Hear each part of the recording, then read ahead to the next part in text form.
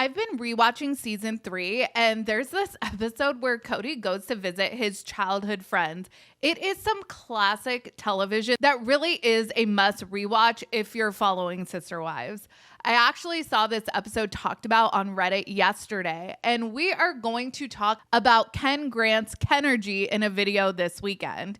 There were 2 really brief admissions in this episode that really exposed the dysfunctional relationship setup that the adults fell into and predicted that the only destiny for these relationships was destruction. We have a lot to talk about. Let's get into today's video.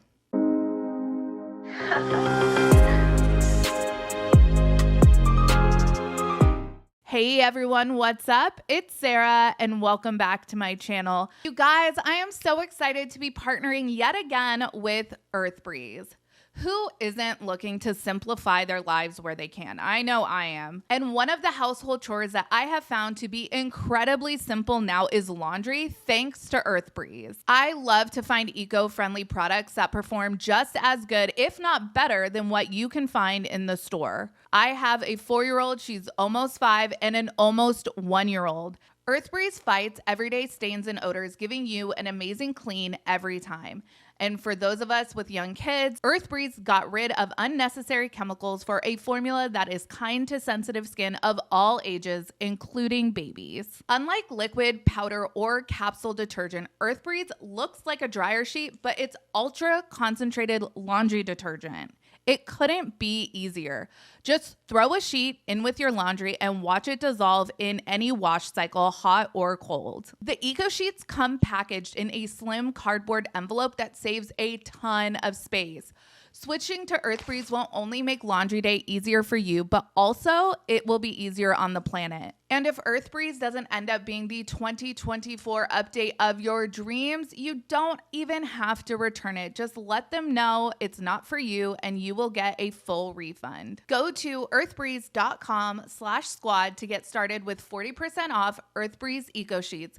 Thank you, EarthBreeze, for partnering with me again and for sponsoring this video. I just wanted to share something personal with you guys, and that is that as of today, April 19th, I am 2 years alcohol-free, and that is very exciting for me. It certainly makes this weight loss journey that I'm on a whole lot easier because I'm not having to worry about expending empty calories on alcohol. My life and my mental health have improved immensely over the last 2 years. That's not to say that there aren't still struggles, but alcohol was certainly doing me no favors in life. So yay, happy sober birthday to me. I don't know what Ken Grant is up to these days, but bring this dude back to host future tell-alls. One thing's for sure, Kody hasn't changed a bit. He likes the limelight. It's no surprise Kody went public with his lifestyle. This is exactly the type of person that we need hosting the tell-alls. He's not afraid to tell Kody on national television that he thinks he's a bozo. The way I always remembered this episode, I remembered it that Ken was like super rude to Christine and Kody was really unfair because he didn't stand up for her. Well, all of that is true, but this episode was really a glorious trolling of Kody by all of these people that grew up with him. And of course, more on that coming this weekend. For as long as I can remember, Kody's schedule has been one of the most hotly contested topics on Sister Wives. The early seasons was a propaganda machine of the OG3 praising Kody, lauding him for somehow being able to do it all. He worked, he was a dad to 12, then 13, then 16, then 17, then 18, and he was a husband to 3 and then 4. All members of this family got equal amounts of Kody's love and attention, to the best of Kody's ability. By season 3, that narrative really starts to fall apart. In the later seasons, the OG3 and the kids are constantly talking about how they never see Kody. But Kody and Robin are both steadfast in their insistence that Kody is keeping an equal schedule. A lot of times I say that two things can be true at once, but not in this case. You're either there or you're not. And it became increasingly apparent that when Kody was at these other households in these later seasons, he was only present in carcass only. He is reported as spending all of his time on his phone. He would come over to these houses as late as humanly possible, and he would leave the second he woke up. Not exactly giving quality present attention to all of these kids and other wives. But check out this clip from season 3 when the family was still trying to push the narrative that Kody was actually dividing his time and attention equally. So how is it with Kody now? Does he just go from house to house? Yeah, he hates it. He hates it. It's just usually just rotation. Oh, really? Simple. Yeah, It's not rigid, set in stone. we don't sweat it. Yeah, it's just, it's very fluid. Well. Apparently, Kody hates having to go from house to house.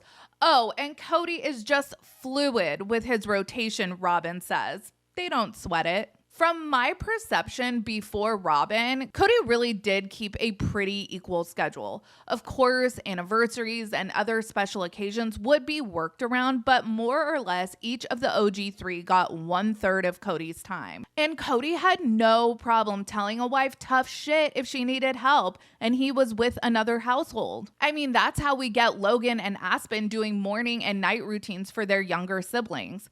Kody was like, tough shit, man. You don't get extra time, even if it's probably illegal and definitely unethical to saddle a 10-year-old Aspen with making sure her younger siblings survived the night while Christine worked. But then Robin enters the picture, and the lines that were fairly clearly established started to blur until eventually there just were no lines anymore. First, it was the 11-day honeymoon because Robin needed bonding time with Kody. Then she starts producing kids and it becomes Kody needs to be there for his littlest kids. There was always an excuse as to why Robin needed more than everyone else, even though it was literally a blatant contradiction to how Kody had always managed his households prior to Robin entering the picture. I mean, poor Truly only had a sperm donor until David came into her life. And she's only a year older than Solomon.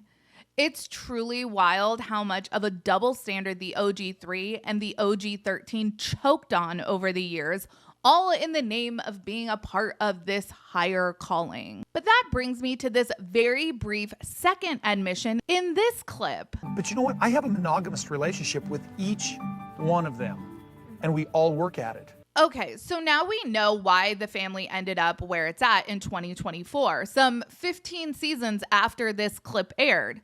Kody is claiming to have a monogamous marriage with each of his wives. How exactly does that work when you're a polygamist? Well, it doesn't. I actually think Kody was being honest here. I think he truly viewed all of his marriages as being separate entities, but the only relationship he ends up caring about and the only one he wants to work on is his marriage with Robin. And that's why over a decade later, her marriage is the only one left standing. Kody stopped working on his monogamous marriages with Mary, Janelle, and Christine. And that is why those relationships have ceased to exist. It's probably fairly obvious, but I am not a polygamy expert or anything, but it seems detrimental to not consider all of your other households or your marriages as part of a bigger picture if you are in fact trying to practice plural marriage.